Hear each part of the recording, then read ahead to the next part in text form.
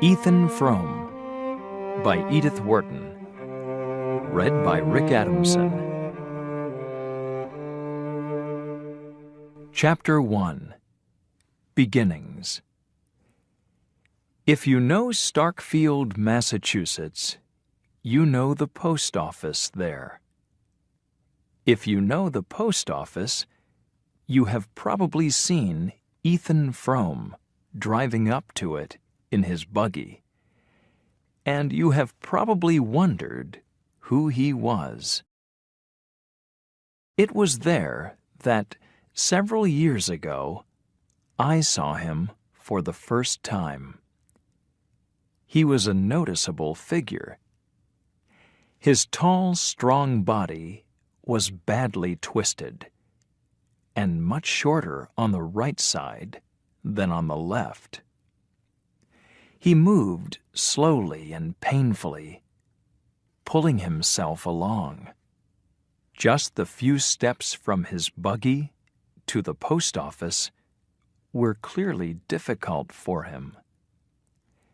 His face had a sad, grim look. It was the face and body of an old man, and I was surprised to hear that he was only 52. I learnt this from Harmon Gow, a man who knew all the families around Starkfield. "He's been like that since his bad accident, nearly 24 years ago," said Harmon. "But Fromes don't die young. Ethan'll live to 100, probably." "He looks like a dead man already," I said. "I guess he's been in Starkfield too many winters," said Harmon. "Most smart people get out of here." "Why didn't he get out?" I asked. "He had to stay and take care of his family. First his father got hurt, then his mother fell sick, then his wife." "And then the accident?" Harmon gave a little smile. "That's right. He had to stay then." Ethan Frome used to drive in from his farm every day at about midday, and because I picked up my mail at about the same time, I often saw him. He came to the post office only for a newspaper, and sometimes for a packet from a medicine company for Mrs. Zena Frome. Starkfield people understood that he did not want to stop and talk, and on most days Frome climbed slowly back into his buggy and drove away without a word to anyone. At that time, my company had sent me on an engineering job near Starkfield, and I was staying at the home of a lady called Mrs. Ruth Hale. Before she was married, her name had been Ruth Varnum, but her husband, Ned Hale, was now dead, and she had returned to live with her mother in the Varnum home. It was a grand house, large and white, with tall, dark trees outside. Although it was clear that the Varnums no longer had much money, theirs was still the finest house in the village.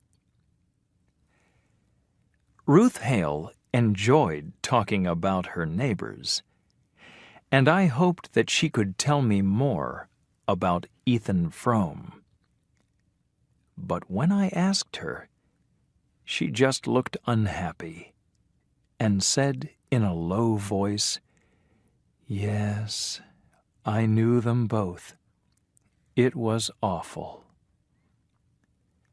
I asked other people, and everybody in Starkfield agreed that Ethan Frome had had more troubles in his life than most people.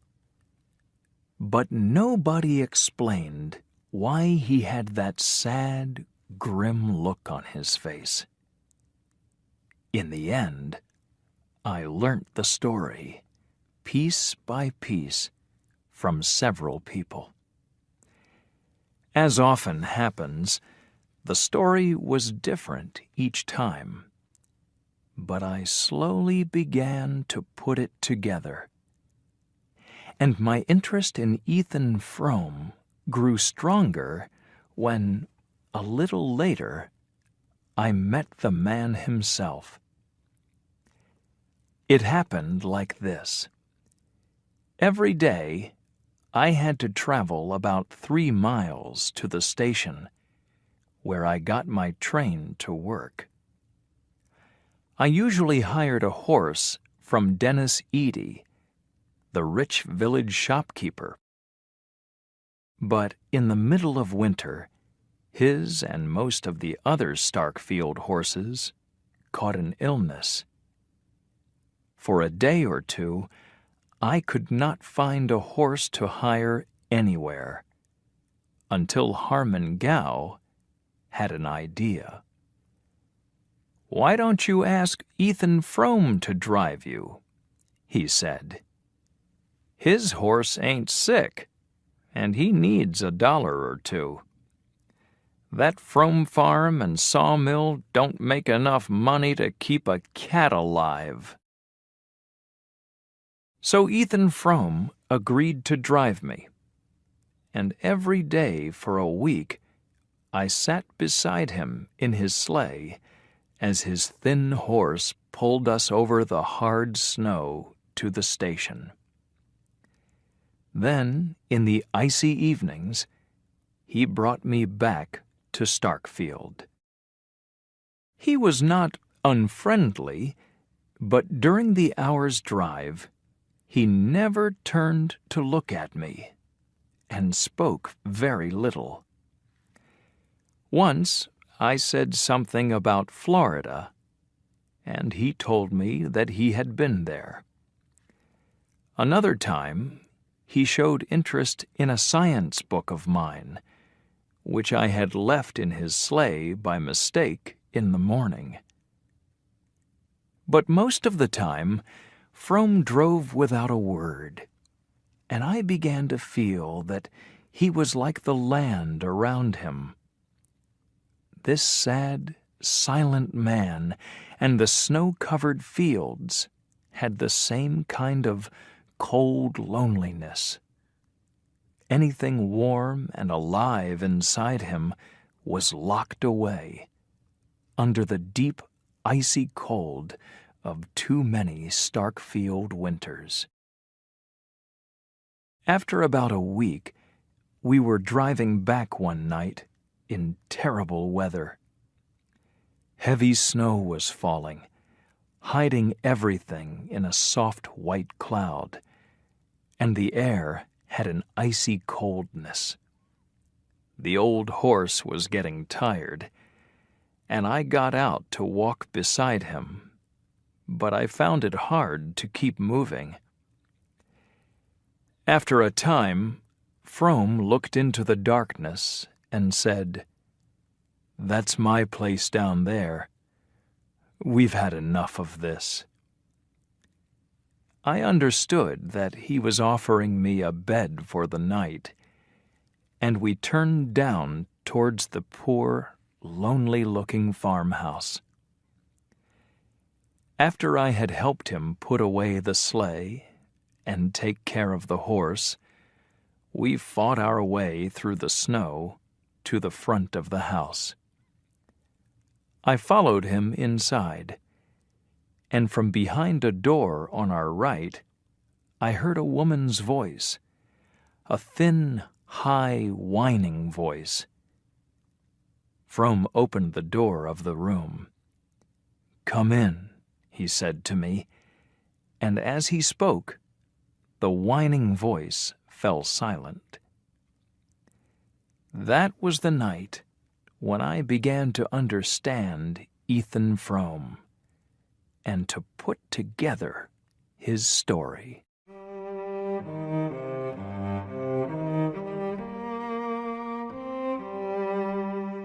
Chapter 2. Coming Home from the Dance. It was a cold, clear night, and the village lay under deep snow. Bright, icy stars shone from a dark sky down on the silent whiteness below. Young Ethan Frome walked quickly down the empty, moonlit street. He passed Edie's fine new shop and the Varnum's house with its 2 tall black trees. Below that was the slope of the Corbury Road. On clear nights, this was often full of young people coasting down, laughing and shouting as they went.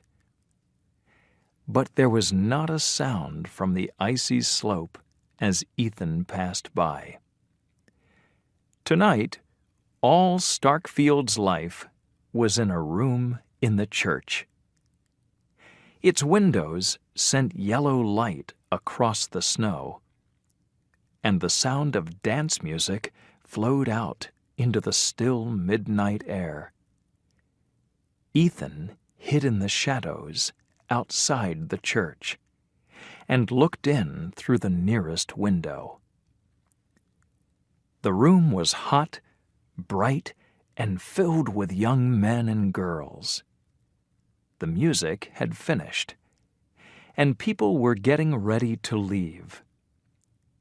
Suddenly, a lively young man with thick black hair jumped into the middle of the floor.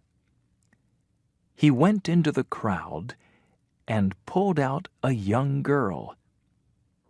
She was dark-haired and had a bright red scarf around her head. The music started again, and soon the floor was alive with dancing figures. Outside in the cold, Ethan's heart was beating fast. His eyes followed the girl's red scarf and cloud of brown hair as she danced in faster and faster circles. The young man was Dennis Eady, the son of Starkfield's most successful shopkeeper. Dennis's own success with the young women of the village was well known. Ethan watched jealously as Maddie, the dark-haired girl, held Edie's hands and smiled at him with her dark, shining eyes. How can she look at him like that? Ethan wondered unhappily. Doesn't she realize what he is like? Ethan used to walk into Starkfield to fetch home his wife's cousin, Maddie Silver, on the few evenings when some chance of amusement brought her to the village. Maddie had been with the Fromes for a year now. She lived with them in their lonely farmhouse and helped Ethan's wife, Zena, with the housework. Ethan had liked the warm, smiling girl from the moment that she arrived. She brought hope and life and brightness into his home, like someone lighting a fire in a cold room. But she had more than brightness. Ethan found that she loved the beauty of the natural world around them. Here at his side, living under his roof and eating his bread, was someone who felt the same wonder as he did. He could tell her things and show her things, the bright stars in the clear night sky, birds flying over golden fields, the blue shadows of trees on sunlit snow. and he knew that these things gave Maddie and him the same feelings of deep, silent happiness. But now, those feelings seemed so far away. He watched Maddie's laughing face as she flew round and round the room, and he felt lonely and unhappy. Then he remembered a fear that he had tried to forget. His wife was a cold, silent woman who noticed everything, but said very little. Her only real interest was her own ill health. But recently, she had started to complain more and more about Maddie's housework, and to say things which worried Ethan. "I'll need someone to help me when Maddie leaves," she had said suddenly one morning. "Oh, Maddie'll never leave us while you need her," he replied. His wife lay in bed and watched as he got dressed. "If a poor girl like her has a chance to marry a smart boy like Dennis Eady, I ain't going to stop her," she said in her flat, whining voice. "The doctor says I can't manage on my own, so we'll need to hire a girl." Life without Maddie.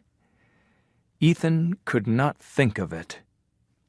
Her voice, her sweet smile, her gentle arm in his arm during those night walks back to the farm. These were the only things which mattered in his world. Had he been stupid to think that Zena would not notice his interest in Maddie? He had not thought about it before, but now, as he stood in the darkness outside the church, he remembered other things that Zena had said, and his fear grew. The dancers, now in their thick coats and scarves, came out into the cold night air.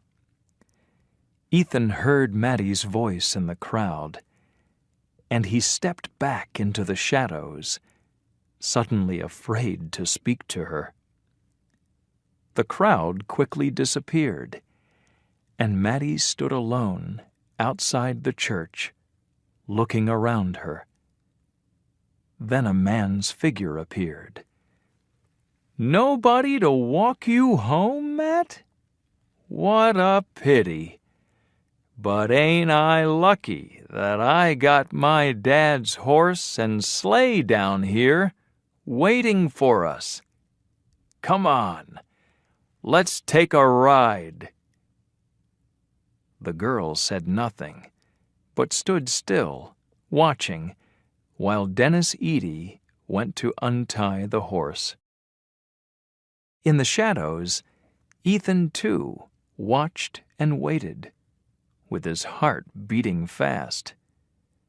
Maddie held his life in her hands. Eady got into the sleigh and called to Maddie to join him. Then she turned and ran up the slope. "Goodbye. Have a lovely ride," she called back.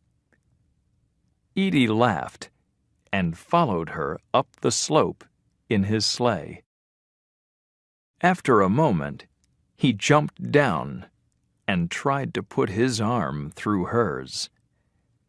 She stepped quickly out of the way, and Ethan's sudden fear turned to happiness. A moment later, he heard the sound of Eady's sleigh going away, and saw Maddie walking alone across the snow. He caught up with her by the Varnum's trees. She turned round, surprised. "Oh," she said, "I thought maybe you couldn't come." "If you thought I couldn't come, why didn't you ride back with Dennis Eady?" he answered. "Oh, how did you know?" she cried. "Where were you? I never saw you." They stood in the dark shadows of the trees, and their laughing voices ran together like water dancing down from the mountains in springtime. He put his arm through hers, but neither of them moved. Ethan wished he could stand there with her all night in the blackness. Mattie took a few steps forward and then stopped, looking down the icy slope of the Corbury Road. "There were lots of people coasting this evening," she said. "Ned Hale and Ruth Varnum almost crashed into the big tree down there. It's so dangerous, that tree." "You'd be safe with me, Matt," replied Ethan. "Would you like to come coasting some night? We could come tomorrow, if there's a moon." "Oh, yes! How lovely!" They walked along in silence. But then, all Ethan's jealous fears returned. "I guess it's natural that you're going to leave us," he said at last. "Leave? You mean Zena ain't happy with me? I know I ain't so strong or so smart, but I want to try. I really do." "So you don't want to leave us, Matt?" "Where could I go?" she whispered, almost crying. Her answer made Ethan sad and happy at the same time. They continued their walk, with the dark, starry sky above them and the quiet, lonely fields all around. At the entrance to Ethan's farmland, they passed by the Frome graves. Ethan had always felt that the gravestones were looking at him and saying, "We never got out of Starkfield. Why should you?" But now he didn't want to escape. All he wanted was to be with Mattie, and someday to lie under that cold ground with Mattie beside him. Ethan was happy now, in his world of dreams. For the first time, he put his arm around Mattie. She let it stay there, and they walked up to the farmhouse. The house was dark and quiet. Zena always went to bed early. On the nights when they came back late, she used to lock up the house and hide the key outside the kitchen door. Ethan felt for the key under the usual stone. "Matt, the key's not there," he said. This had never happened before. They began to look for it in the darkness. Suddenly, there was a sound inside the house. They heard a step on the stairs and saw light under the door. Then the door opened, and Ethan saw his wife. She stood in the dark doorway, a tall, thin woman with a blanket round her shoulders. She held a lamp in one hand, and its light threw strange shadows onto her thin, lined face. She said nothing, and they stepped into the kitchen. It was deadly cold, like a grave. Ethan shook the snow off his boots. "I guess you forgot us," he said, looking at Zena. "No, I just felt too bad. I couldn't sleep." "I'm sorry," said Maddie. "Can I do anything to help, Zena?" "No, there's nothing you can do."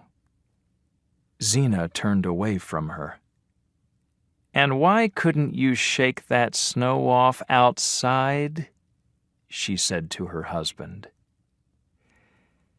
They left the kitchen, and the two women went towards the stairs. "If I go up now, Maddie'll see me go into the bedroom with Zena," thought Ethan. "And I don't want that. Not tonight. I think I'll stay down here a bit longer. I've got some paperwork to do," he said. "What, now?" said Zena. "You'll die of cold." Ethan did not answer, but turned back towards the kitchen. Then he saw the look in Maddie's eyes. Was it a look of warning? "I guess you're right. It is awful cold down here," he agreed. With his head down, he slowly followed his wife up to their bedroom.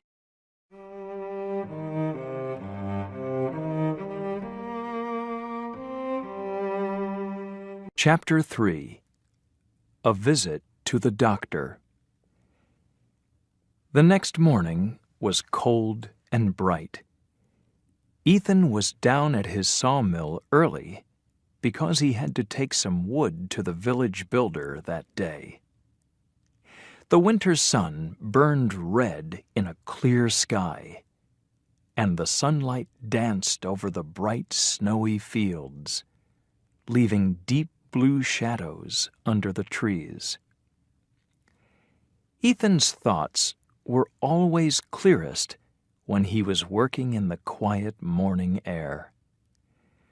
Last night, after the bedroom door had closed behind them, Zena had taken her medicine and gone to bed without a word.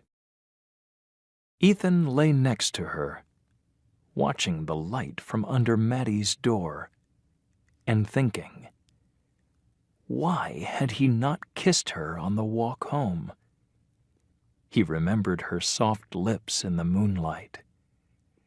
Now, in the clear morning sunshine, he could still see her face. He could see it in the red sky and in the bright shining snow. Maddie was the daughter of Orrin Silver, a cousin of Zena Frome's. Silver's medicine company had seemed successful, and he had lived like a rich man. But when he died, his wife and daughter had a terrible surprise. They discovered that he had borrowed thousands of dollars, which he could not pay back. This awful news killed Mrs. Silver immediately. He had also lost money which belonged to his brothers and sisters. So there was nobody in the family who wanted to help poor Maddie. The 20-year-old girl was alone in the world, without money and without friends. She was not strong, and she had never studied or learnt to do a job. So Maddie came to Starkfield to work, without pay, in her cousin Zena's home. At first, Zena often complained about the girl's work. Then, as the months went by, Maddie grew stronger and found the work easier. Zena had more time to think about her illnesses, and life under the Frome's roof became more peaceful. But now, Zena's strange, silent looks the warning in Maddie's eyes last night, Ethan was sure that something was wrong. By midday, the wood was all loaded, ready to take to Andrew Hale, the builder. But Ethan decided to go home. If there was going to be trouble, he wanted to be there. So Ethan and Jotham Powell, his hired man, walked through the fields back to the house. When they entered the kitchen, Maddie was making coffee. Zena was sitting at the table, wearing her best brown dress and a tall hat. A suitcase stood beside her. "Where are you going, Zena?" asked Ethan, surprised. "My pains are getting really bad. I'm going over to my aunt's in Bettsbridge for the night, and tomorrow I'll see that new doctor," she answered. "If you're too busy, I suppose you can let Jotham Powell drive me to the station." Ethan said nothing. He was lost in his own thoughts. He realized that, for the first time, he and Maddie would be alone for the night. He looked at Maddie. Was she thinking the same thing? Then he looked at his wife's thin, lined, bloodless face. Zena was 35, only 7 years older than he was, but she was already an old woman. "Of course Jotham'll take you," he said at last.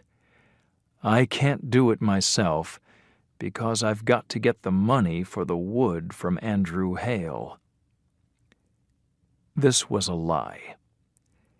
Andrew Hale never paid immediately.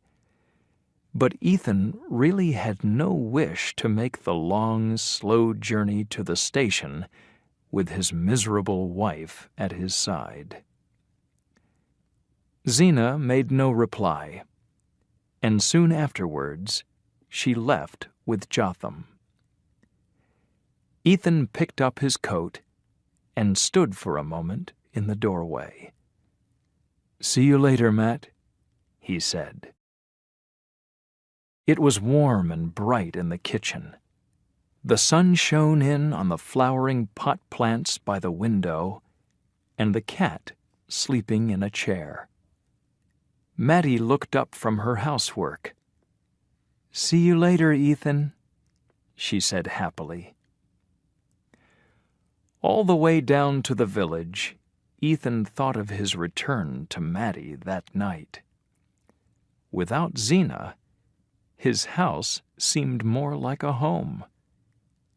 And as he drove through the snowy fields, this usually silent man began to sing. Ethan Frome had not always been so quiet and lonely. As a student, he had liked being among happy, friendly, young people.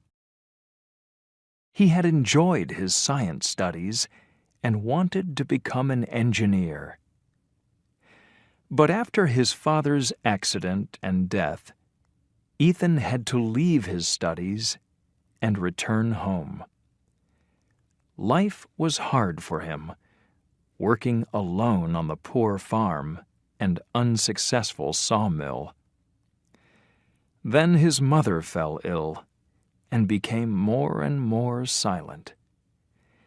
Sometimes she used to say a few crazy words, but for most of the time she refused to speak at all.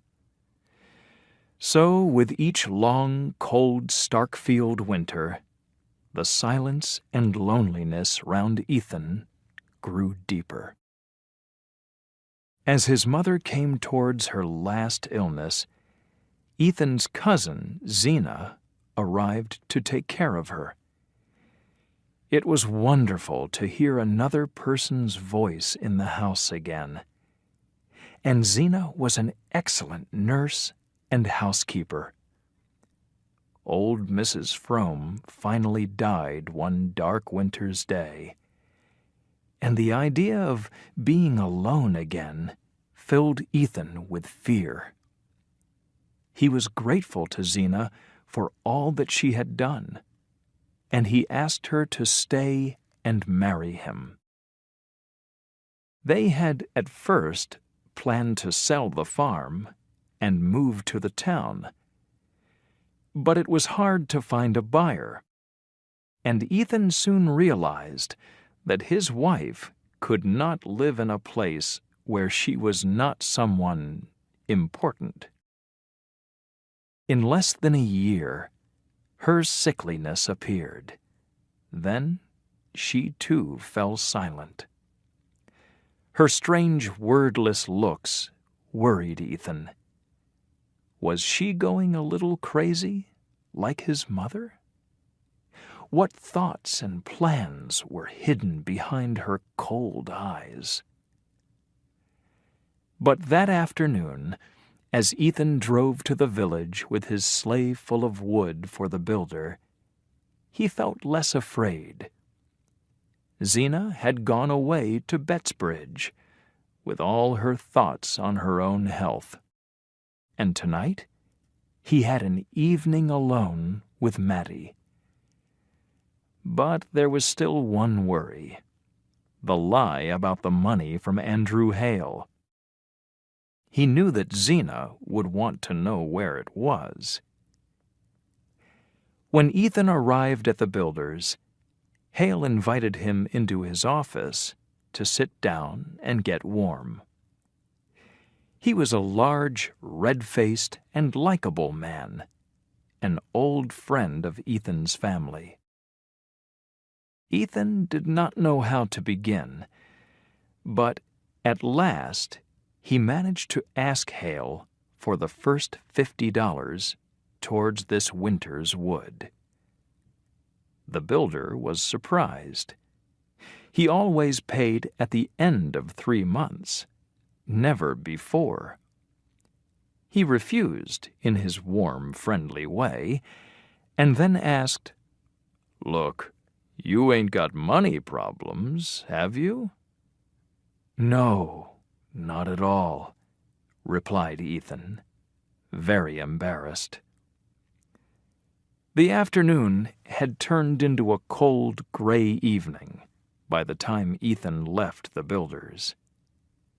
He heard the sound of sleigh bells, and Dennis Eady drove past, shouting, "Hello, Eth!" Eady was going towards the Frome farm. Did he know that Zena had gone? Was he going there to spend some time alone with Mattie? Ethan felt wildly jealous. Then, moments later, was ashamed of his feelings.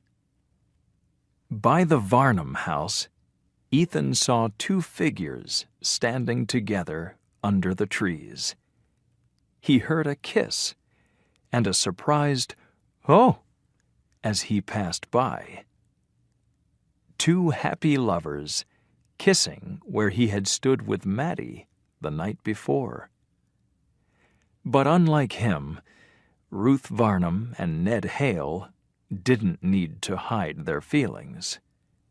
How lucky they were. As night fell, Ethan passed by the Frome gravestones and drove up to the farmhouse. A light shone in her room upstairs. "She's getting herself ready for supper," he thought.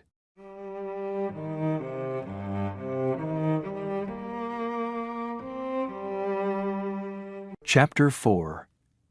An Evening Together. Ethan went up to the kitchen door and found that it was locked. He called, "Hello, Matt," but there was no answer. He stood in the darkness and waited. After a moment, he heard a sound on the stairs and saw light round the door.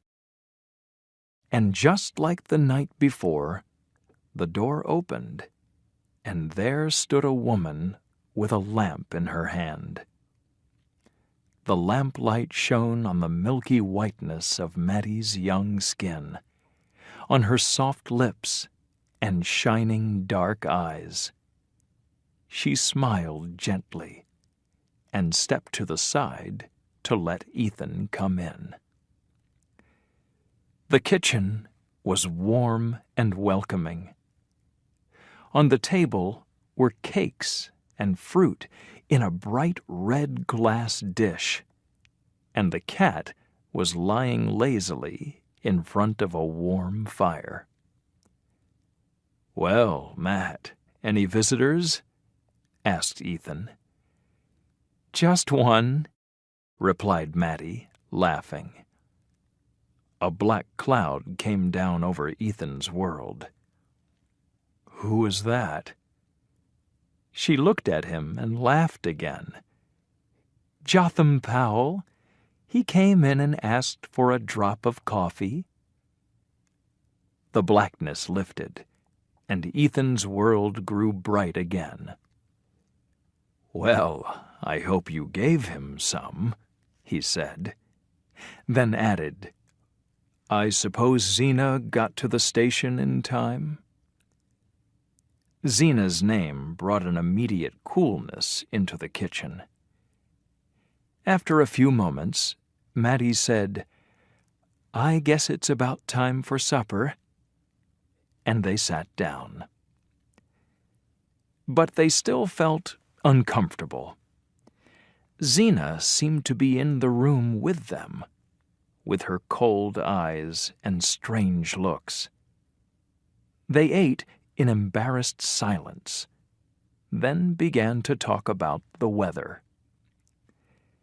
As they were speaking, the cat climbed quietly onto the table and started to move towards the milk jug. When they saw it, they both reached forwards at once, their hands meeting on the jug. Ethan kept his hand on Mattie's a few seconds longer than was necessary. At that moment, the cat suddenly jumped backwards and knocked into the red glass dish. The dish fell to the floor with a crash. "Oh, Ethan," Mattie cried. "It's all in pieces. What will Zena say? It was her very best dish." "Don't worry. I'll get another one." "You'll never find one. It was a wedding present from her aunt in Philadelphia. That's why she never uses it.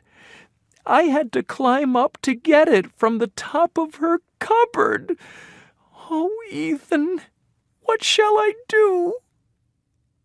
She began to cry, and her tears seemed to burn into Ethan's heart. "Oh, Matt, don't cry. Please don't cry," he said softly. They looked at the bits of red glass lying like the broken pieces of their evening. Ethan picked them up and walked out of the kitchen to the hall. Reaching up his long arm, he put the broken pieces at the top of the cupboard and arranged them carefully. From below, nobody could see that the dish was broken. "I'll get some glue to mend it tomorrow," thought Ethan. "Zena won't look at it for months, and I'm sure I'll find another one somewhere." He went back to the kitchen. "It's all right, Matt," he said. "Let's finish supper." After the meal, Mattie cleared the table, and Ethan went out to see the cows. The world was dark and still outside. When he came back, Mattie had pushed his chair near the fire and had seated herself by the lamp with a bit of sewing. He sat down, feeling warm and dreamy and at peace with the world. The only trouble was that he could not see Mattie from where he sat. But he felt too lazy to move, and after a moment he said, "Come over here and sit by the fire." Mattie got up and sat opposite him in Zena's rocking chair. He looked at the chair, and for a moment he saw his wife's grim face there. Mattie seemed to feel uncomfortable too. After a while she got up, saying, "I can't see to sew," and went back to sit by the lamp. The cat jumped into the empty rocking chair, and Ethan moved his own chair a little. Now he could see Mattie as she sat and sewed in the soft lamplight. A deep quiet came over the kitchen. The tick-tick of the clock was the only sound in the room, and the smoke from Ethan's pipe and the smell of Mattie's flowering plants filled the air. They began to talk easily of everyday things. It all seemed so comfortable and so peaceful. Ethan began to dream that they always spent their evenings like this. "This was the night when we were going coasting," he said after a while. She smiled back at him. "I guess you forgot." "No, I didn't forget. It's too dark tonight. But we can go tomorrow, if there's a moon." "That would be lovely, Ethan." Mattie laughed happily, and her eyes shone in the lamplight. Ethan loved the way that her face changed as she talked, like a field of grass moving under a gentle summer wind. "It's too dangerous on a dark night like this," he went on. "You've got to keep your eyes open on that slope, you know, Matt. That's a dangerous corner down by that big tree. You could crash right into it if you're not careful." Then he added, "I guess we're fine here, aren't we?" "Yes, we're fine here," agreed Mattie in a soft, sweet voice. Ethan put down his pipe and pulled his chair up to the table. He touched the end of her piece of sewing. "Say, Matt, guess what I saw tonight? Your friends kissing under the Varnum trees." Mattie's face turned bright red. "That'll be Ruth and Ned," she answered, looking down at her sewing. Ethan felt embarrassed, too. Last night, on their walk home, he had put his arm around Mattie and had wanted to kiss her. But tonight, in the warm, lamp-lit room, she seemed so much further away. "I guess they'll get married soon," said Ethan. "And then maybe you'll be next." "Why do you say that?" she replied in a low voice. "Is it because Zena doesn't want me to stay?" "What do you mean?" asked Ethan, afraid again. "I thought that last night she seemed... Oh, I don't know. Nobody knows what Zena thinks. She hasn't said anything to you, has she?" He shook his head. "No, not a word." "I guess it was nothing, then." "Let's not think about it," said Mattie, and went on with her sewing. Ethan watched her in silence. Then he gently took hold of the other end of her piece of sewing. Maddie's warmth seemed to flow along it towards him. Could she feel the answering warmth from his own hand? They sat like this for a few moments. Then Ethan heard a sound behind him. The cat had jumped down from Zena's chair, and because of the sudden movement, the empty chair had started a ghostly rocking. "Zena'll be in that chair herself this time tomorrow," thought Ethan. "I've been in a dream, and this is the only evening we'll ever have together." The return to the real world filled him with pain, and he suddenly felt very tired. Maddie looked at him, and for a moment he saw fear cross her face. He held on to her sewing and kissed the end of it softly. She pulled it slowly from his lips and put it away. It was 11 o'clock. "Is the fire all right?" she asked in a low voice. They checked the fire, moved the plant pots away from the cold window, and put out the lamp. "Good night, Matt," he said, as she put her foot on the first step of the stairs. "Good night, Ethan," she answered, and went up. When the door of her room had closed, he remembered that he had not even touched her hand.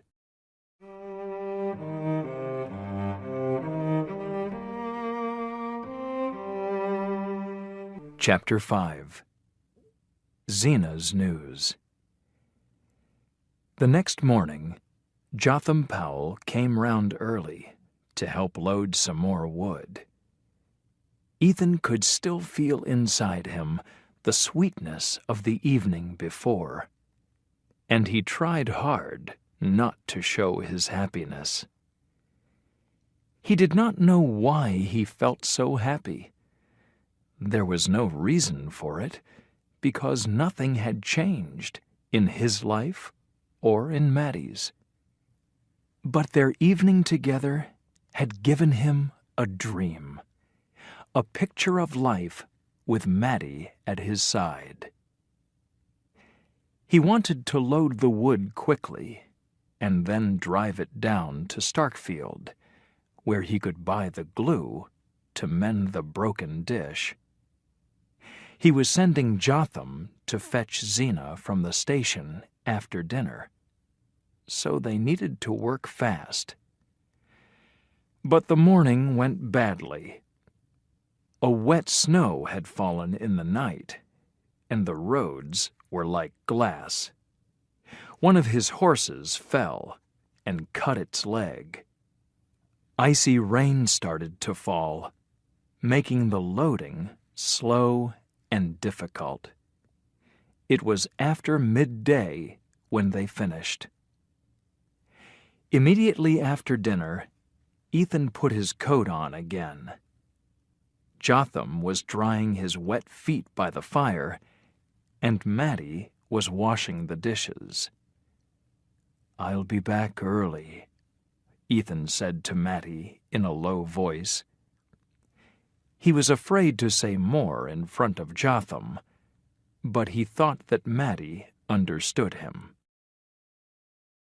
The journey down to the village was long and slow, with his 2 old horses pulling their heavy load over the snow and ice underfoot. By the time he had unloaded the wood and managed to buy the glue, it was already late afternoon. On the way back, the rain began again, turning to ice as it fell on the snow, and making the road even more glassy and dangerous. Once or twice, Ethan heard sleigh bells and turned round, afraid that Jotham and Zena were coming up behind him.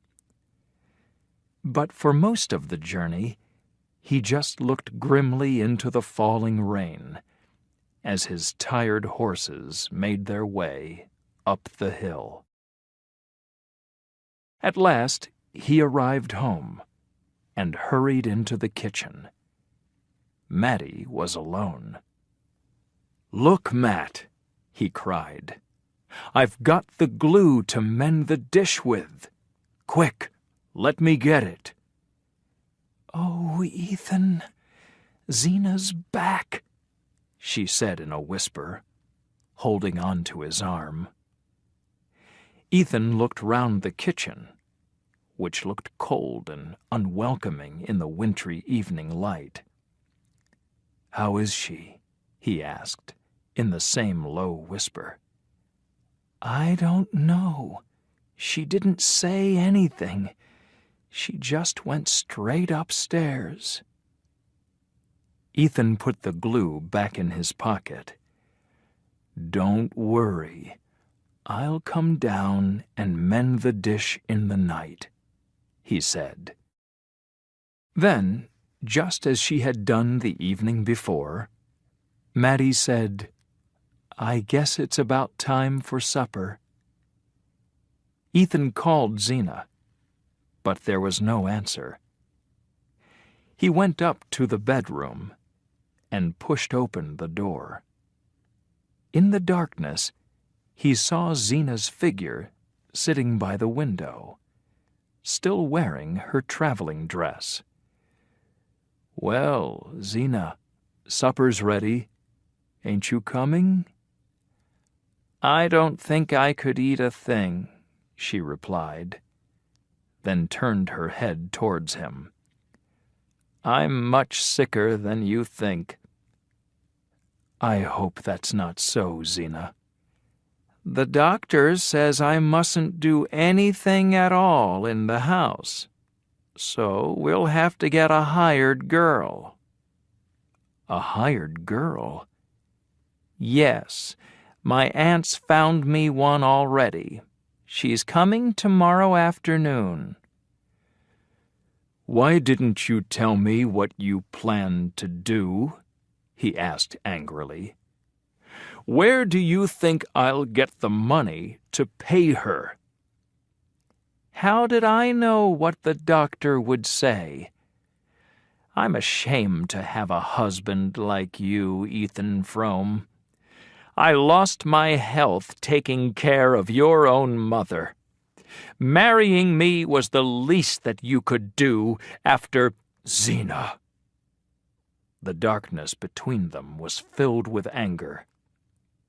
It was their first moment of open fighting in their sad 7 years together. Ethan felt ashamed and tried to speak more calmly. "You know I don't have the money, Zena. She'll have to go back." "What about that $50 from Andrew Hale?" He remembered the lie he had told the day before. "I guess that was a mistake." "You mean you ain't going to get it?" "No. I'm sorry, Zena. You're a poor man's wife, but I'll do the best I can to help you." "Oh, I guess we'll manage," she said more gently. "And without Matty's food to pay for—" "Without Matty's?" he began. Zena laughed. It was a strange sound. He couldn't remember hearing her laugh before. "You didn't think Matty was staying, did you?" "But you can't send her away. She's your cousin." "Well, we can't keep 2 girls here." Ethan could not believe what he was hearing. "Ethan, Zena, supper's ready," Matty called brightly from downstairs. Ethan felt angry and helpless. But where will she go? A poor girl with no friends or money? She's been here long enough. We've kept her for over a year now, and it's time for her to go." Ethan looked at his wife with eyes full of hate.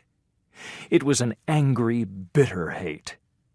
It was a hate which had grown during years of hard work, hopeless poverty, and broken dreams. This woman had destroyed all his hopes. She had taken everything from him, and now wanted to take the one beautiful thing left in his life. He made a sudden, violent movement towards her, then stopped. "I don't think I'll come down," said Zina calmly. "I guess I'll just lie on the bed a while." Ethan went downstairs to the kitchen, and Mattie gave him a plate of food. He took a mouthful, then pushed the plate away.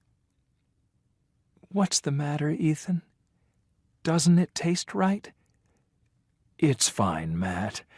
Only He stood up quickly. She looked at him with frightened eyes. "I knew there was something wrong. What is it, Ethan?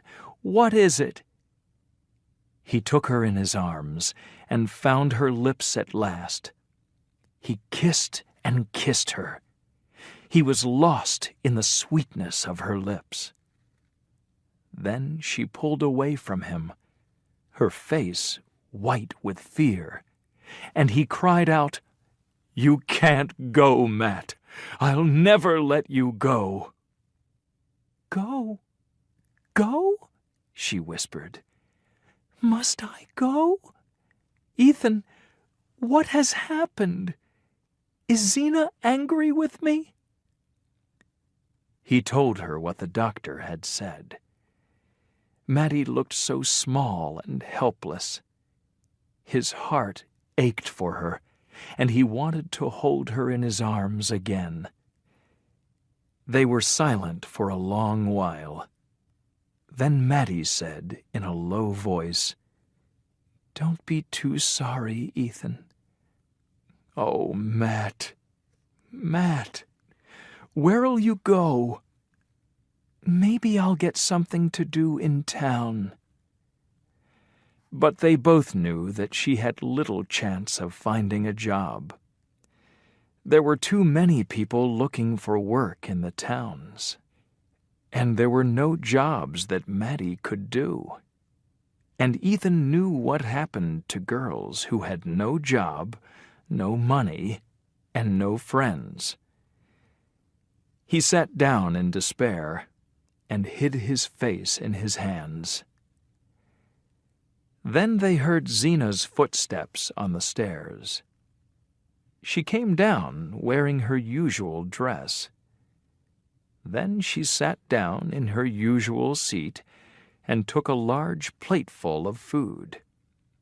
She ate well and talked in an everyday way about the illnesses of her friends and family in Bettsbridge. As she spoke, she looked at Mattie with a small smile on her thin lips.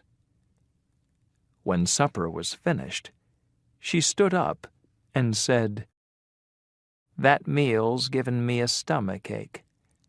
I think I'll go and look for the stomach medicine that I bought last year." She left the room. Ethan's and Mattie's eyes met, full of silent despair. The kitchen looked as warm and peaceful as the night before, but now everything had changed. Then suddenly Zina was back, her face burning with anger. In her hands she held the broken pieces of the red glass dish. "I want to know who did this," she said in a shaking voice. "I can tell you. It was the cat," answered Ethan after a few moments. The cat? How did the cat get into my hall cupboard?" "Oh, Zena, it was my fault, not Ethan's," cried Mattie. "I got it down from your cupboard. I wanted the supper table to look pretty." "You wanted the supper table to look pretty. So you took my very best dish, the one that I never, ever use. Not for visitors, not for anyone. You're a bad girl, Mattie Silver. Just like your father. I always knew you were bad. That's why I hid my things from you. And now you've taken the thing that I cared for the most." Tears ran down her thin, yellowish face. Then she left the room, carrying the pieces of broken glass like a dead body.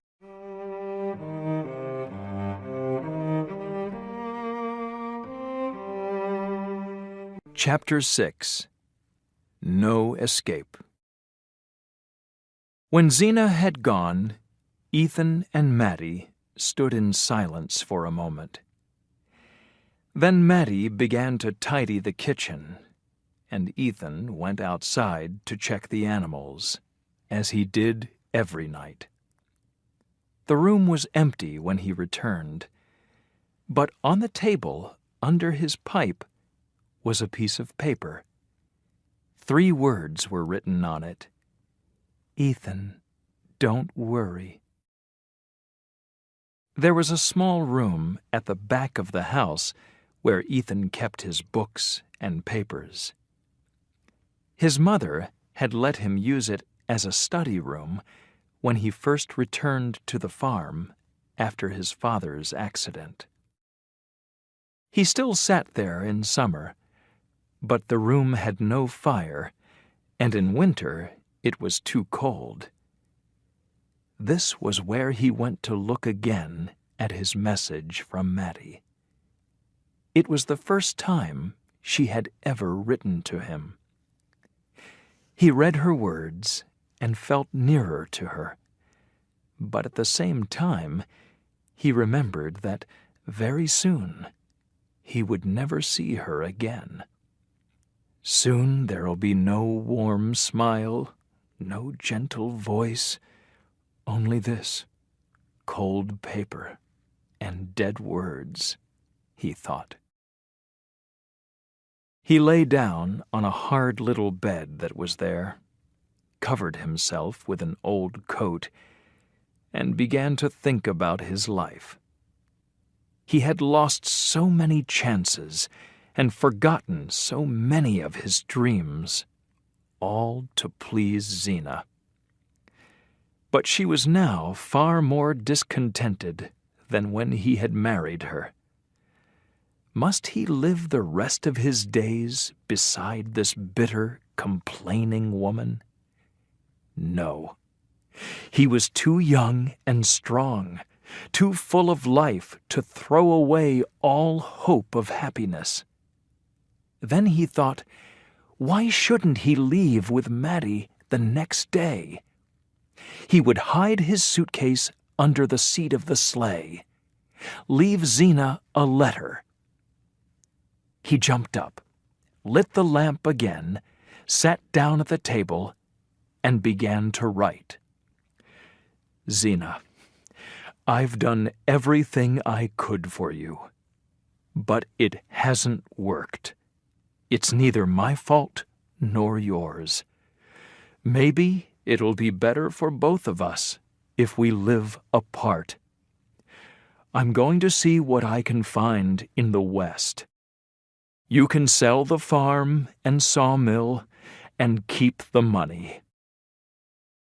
At that word, he stopped writing and began to think. Without the farm, he would have no money. He was sure that he could find work in the West. But would he get enough money to take care of Mattie, too? And what about Zena, alone on the farm? She couldn't keep it going on her own, and it would be hard to sell. The land was poor, and not many people would want to buy it. But how could he let poor Mattie leave alone? As he picked up his pen, his eye fell on a Bettsbridge newspaper. He saw the words, "Journeys to the West," and pulled the lamp nearer to see the prices of the tickets. Then the pen fell from his hand, and he pushed the unfinished letter away. He didn't even have the money to take Mattie to the West. He had already borrowed to mend the sawmill, and couldn't borrow any more.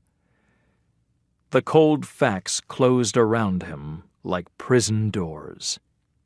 There was no way out, none.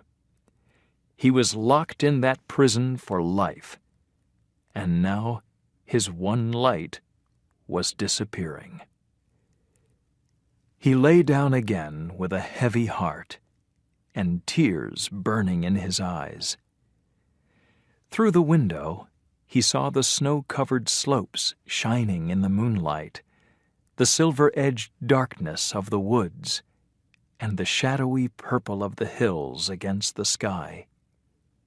He felt that the beauty of the night was laughing at him, lying there so miserably. He fell asleep. In the morning, he woke cold and hungry. He went to the window and saw a red sun coming up over the gray edges of the fields. "This is Matt's last day," he said to himself. He tried to think how the place would be without her. He heard a step behind him, turned round, and saw Mattie. She looked so small and thin, standing there in her poor dress in the cold, wintry light. "I'll come and light the kitchen fire," he said. Mattie started her usual morning housework. The kitchen slowly became warmer, and the first sunlight entered the room. Ethan began to feel more hopeful. Maybe Zena didn't mean what she said, he thought. Maybe, now that daylight's here, she'll think again and let Mattie stay. He went up to Mattie and touched her arm gently.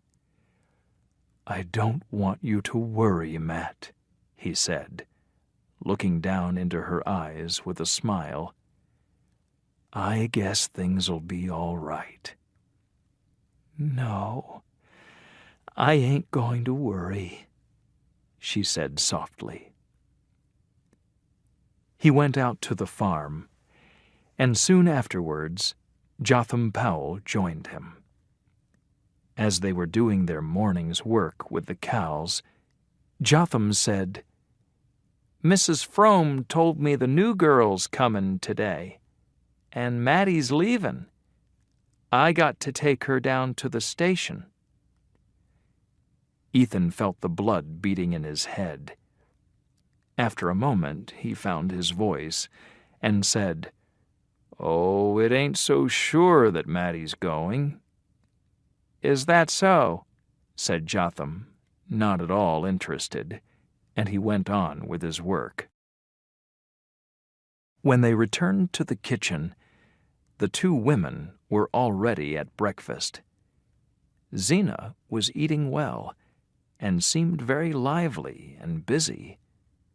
She looked at the hired man. "Jotham, I want you here mid-afternoon to pick up Mattie," she said.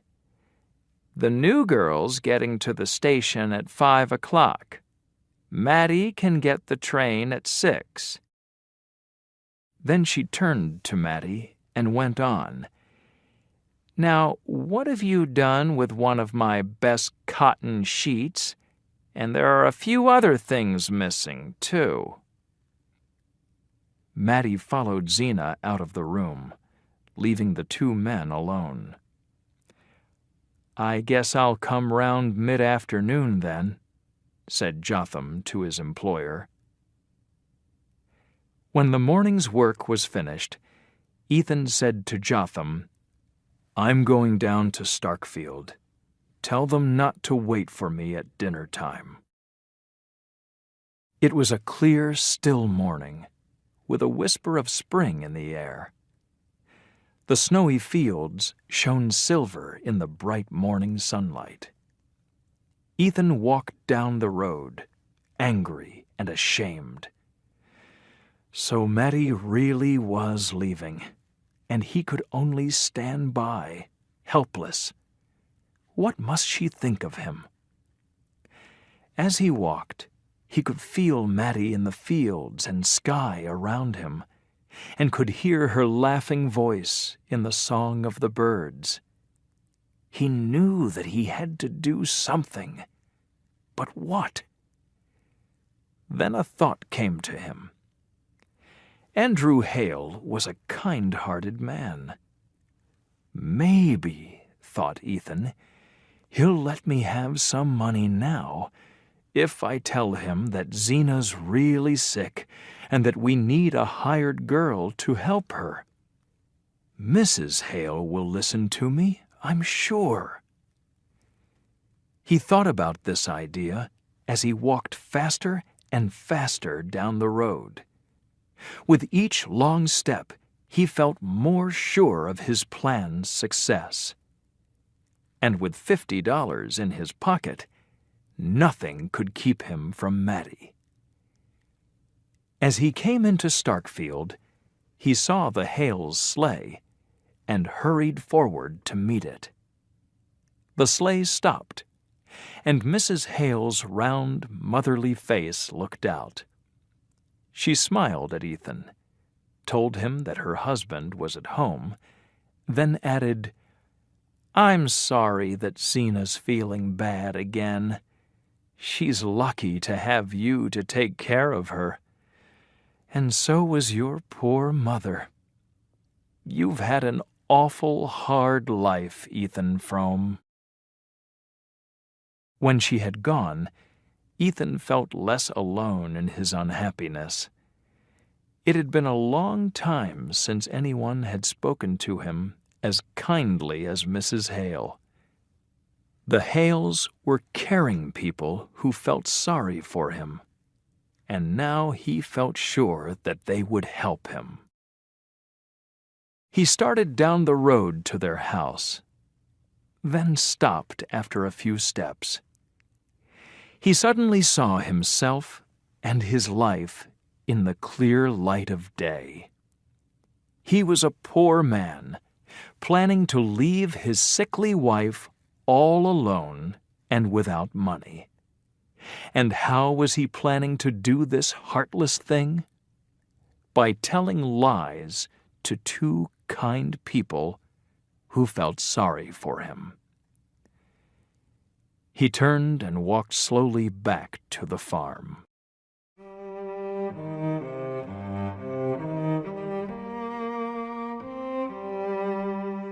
Chapter 7. The Last Ride. It was about midday when Ethan got home. Zena was by the fire, with a scarf on her head and a book about stomach pains in her hand. She did not move or look up. "Where's Mattie?" Ethan asked.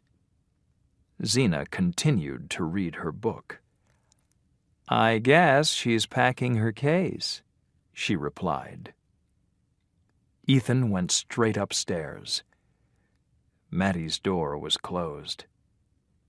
"Matt," he said in a low voice.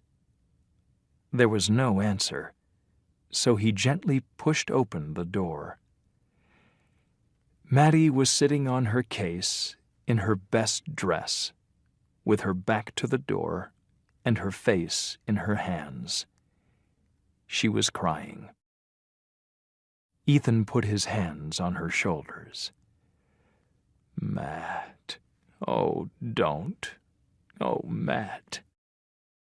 Ethan, I thought you weren't coming back, she cried, lifting her wet face to his. He took her in his arms and kissed her soft hair. Then they heard Zena calling and moved away from each other. He carried her suitcase downstairs, and with every tick of the clock, the pain in his heart grew. At dinner, he could eat nothing. After the meal, Zena sat down by the fire, and Maddie began to wash the dishes. Jotham got up from the table and asked Ethan, "So what time will I come round for Maddie?" "You needn't come round. I'm going to drive her over myself," he answered. Zena lifted her head. "I want you here this afternoon, Ethan. You'll have to get the room ready for the new girl. Jotham can take Maddie." "I'm going to drive her over myself," he repeated in a hard voice. He turned to Maddie. "You be ready at 3, Matt. I've got business in Corbury." With those words, he left the house. He could feel the hot blood beating in his head as the anger burned inside him. He hurried through his work, then went to get the horse and sleigh. He remembered the day when he had got the sleigh ready in order to fetch his wife's cousin from the station. It was little more than a year ago, on a soft afternoon just like this, with a whisper of spring in the air. And all the days between then and now came back to him, one by one. He jumped into the sleigh and drove up to the house. The kitchen was empty, and Maddie's case and coat lay ready by the door. After a moment, he heard someone moving about in his study room. He pushed open the door and saw Maddie standing by the table. "What are you doing in there, Matt?" "Just looking around," she replied. "Where's Zena?" "Gone upstairs. She said she had her pains again." "Didn't she say goodbye?" "No, that was all she said." They went back into the kitchen. Ethan looked slowly around the room, thinking, "In a few hours, I shall return here alone. I'm looking at Maddie here for the last time." He could not believe it. It all seemed so unreal. "Come on," he said, opening the door. He helped her into the sleigh, and with a "go along" to the horse, they started off down the hill. "We got lots of time for a good ride, Matt," he said, taking her hand in his. As they left the farm, he did not take the road toward Starkfield, but turned the horse to the right, up the Bettsbridge road. Maddie did not seem surprised. "Are you going round by Shadow Pond?" "You knew, didn't you?" he laughed. The road took them down into a wood, where the trees shone reddish in the afternoon sun, leaving soft blue shadows on the untouched snow. There was a warm stillness in the wood. In the middle was a small icy pond, with sweet-smelling trees all around. It was a quiet, secret place, like the quiet sadness in Ethan's heart. They saw a fallen tree by the icy water, half covered in snow. It was where they had sat once last August, together with a group of young people from Starkfield Church. They sat down now in the same place, and remembered those few happy moments from that hot summer afternoon. Ethan looked at Mattie's hair and wished he could touch it again. He wanted to tell her that it smelled of the woods in springtime, but he had never learned to say things like that. When the sun began to go down behind the hill, Mattie said, "We mustn't stay here any longer." As they drove back toward Starkfield, the sky was turning gray, with a cold red over the western hills. "Matt," Ethan said at last, "what'll you do?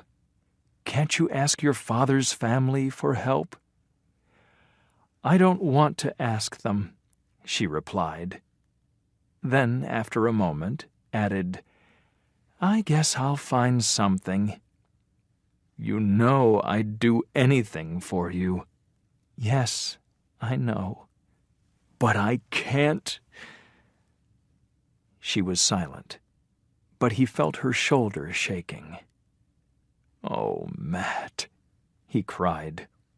"I wish—" She turned to him. "Ethan, I found this." She held out a piece of paper. It was the unfinished letter to his wife, which he had forgotten to destroy. A painful happiness ran through him. Were Mattie's dreams the same as his? He had to know. "Do you feel like that too, Matt? Tell me, Matt. Tell me." "Oh, Ethan, what does it matter now?" she cried. With a sudden movement, she tore the letter into pieces and threw them onto the snow. For a moment she was silent, then said in a low voice, "The first time I thought of you like that was at Shadow Pond. Then I often used to think about you on summer nights when the moon was too bright and I couldn't sleep." Her words filled Ethan's heart with sweetness. Darkness began to fall, and they drove on in silence for a while. "I'm fastened hand and foot, Matt. There isn't a thing I can do," he began again. "You must write to me sometimes, Ethan." "Oh, what can writing do? I want to put my hand out and touch you. I want to take care of you. I want to be there when you're sick and when you're lonely." "Oh, Ethan, I wish I was dead," she cried. "Don't let's talk that way," he whispered. As they arrived in Starkfield, a sleigh with bells passed them. They heard happy children's voices and saw a group of village boys with sleds. They drove on to the top of the Corbury Road. On one side was the tall white shape of the church, on the other were the dark shadows of the Varnum trees. The steep slope lay empty and white below them. An idea came to Ethan to help himself and her through their miserable last hour. He turned to Mattie. "We never went coasting last night. Shall we go down now? How would you like that?" "There isn't time." "There's as much time as we want," he said. "The hired girl can wait. Look, someone's left a sled under the trees." He helped her out of the sleigh and took her by the hand towards the sled. They both sat down on it, with Maddie in front and Ethan behind. "It's so dark, Ethan. Are you sure you can see?" "Oh, I can do this with my eyes closed," he laughed. She laughed with him. Then, after a moment, he cried, "Now!" They started off, and soon the sled was flying down the slope, round the corner by the big tree, and down the second slope. They came to a stop, picked up the sled, and began to climb up the hill again. "It was wonderful," laughed Maddie. "Weren't you afraid when we went round the tree?" "I'm never afraid with you," she replied. A deep silence seemed to fall from the starless sky. At each step of their climb, Ethan said to himself, "It's the last time we'll ever walk together." When they reached the Varnum trees, Ethan put back the sled. "I guess this must be Ned Hale's sled," he said. "Is this where Ned and Ruth kissed each other?" Maddie whispered, throwing her arms round Ethan. Her lips found his, and Ethan held her close to him. "Goodbye, goodbye," she said in a shaking voice, and kissed him again. "Matt, I can't let you go. What'll we do? What'll we do?" They stood holding hands like children. Through the stillness, they heard the church clock. "Oh, Ethan, it's already 5 o'clock. It's time." "Time for what? I'm not leaving you now. How can we go anywhere without each other after this?" Suddenly she threw her arms round his neck again.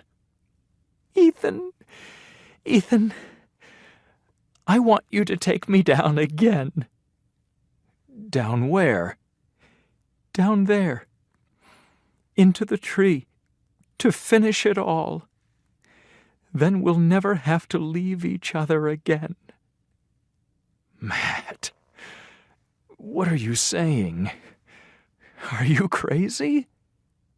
"No, but I will be crazy if I leave you.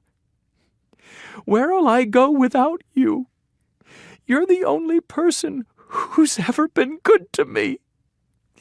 And there'll be a strange girl sleeping in my bed, where I used to lie at night and think of you." Her words were like pieces torn from his heart. Now, at last, he knew that Maddie's feelings were as strong as his.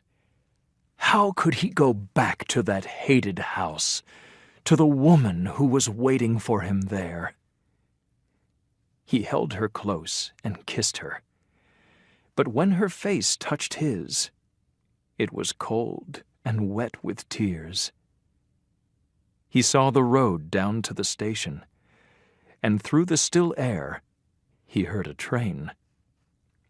The dark trees covered them in blackness and silence, like a grave. "Perhaps it'll be like this," he thought. "After this, I won't feel anything." "Come," she whispered, pulling at his hand.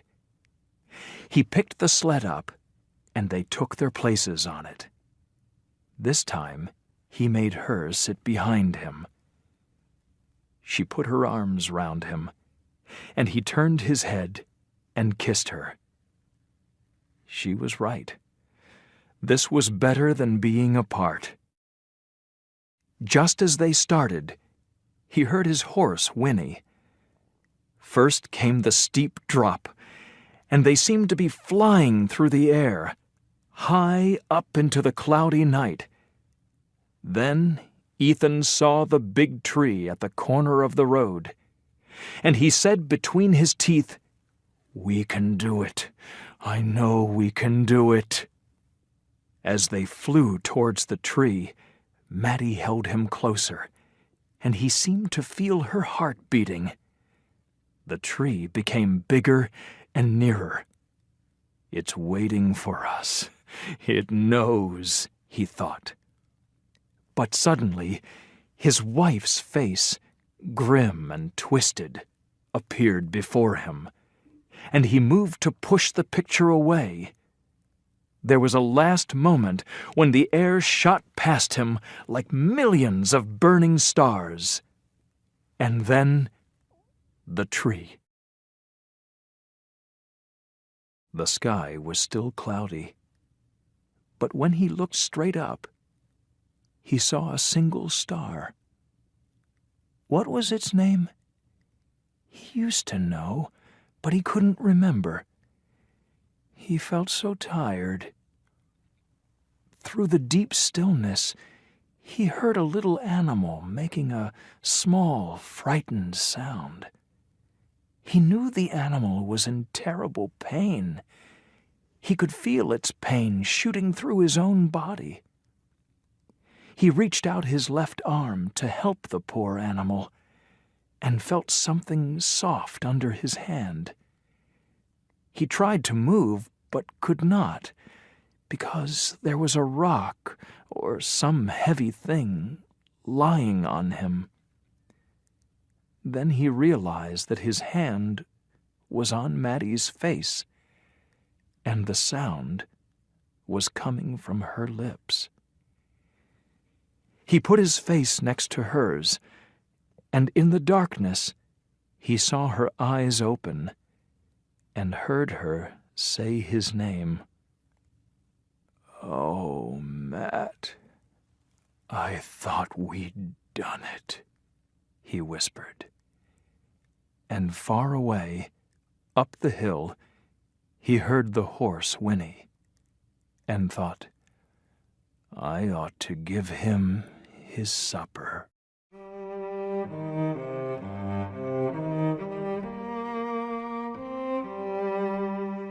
Chapter 8. Endings. The whining voice stopped as I stepped into Frome's kitchen. There were 2 women sitting there, and I could not tell which one had been the speaker. One of them stood up when we entered, and without a word went to bring a dish of food to the table. She was tall and thin, and wore an untidy, shapeless dress. Her lined face and thin lips were of the same yellowish color, and she had thin gray hair and gray, lifeless eyes. The other woman was smaller, and she also had gray hair and a thin, bloodless face. She turned her head towards me quickly, but her body did not move at all. Her dark eyes shone with the crazy brightness that is sometimes seen in people with disease of the spine. The kitchen was a poor place. The few pieces of furniture were of the poorest kind, mostly broken and dirty. "My, it's cold in here," said Frome, looking around.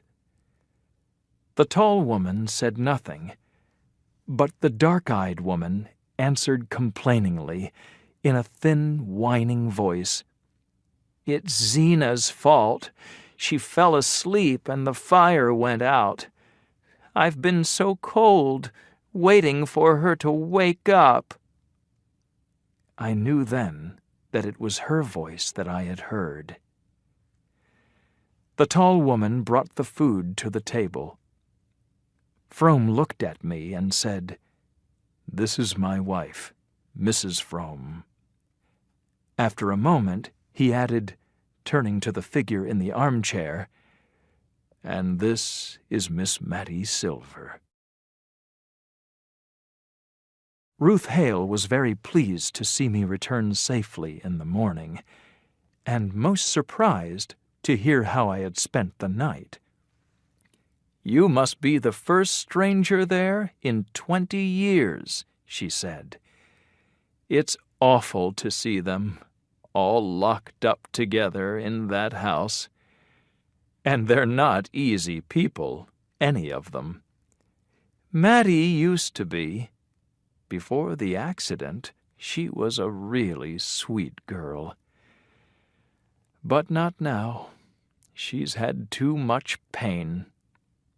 Now, when she and Zena fight, the look on Ethan's face is enough to break your heart." "Yes, it must be awful for them," I agreed. "It was just terrible at the beginning," she went on. "They brought Mattie here, and I stayed with her all night. Then in the morning she opened her eyes and said, 'Oh, I don't know why I'm telling you this.'" She stopped, crying. After a few moments, she dried her tears and continued. "Then, when the doctors said we could move Mattie, Zena sent for her and took her back to the farm."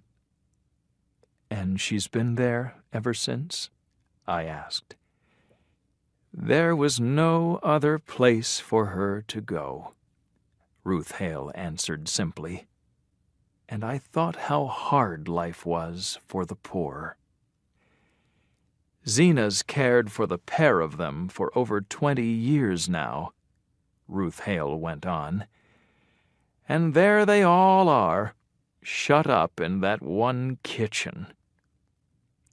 Then she looked at me and said in a low voice, "There was one day, about a week after the accident, when they thought Mattie couldn't live.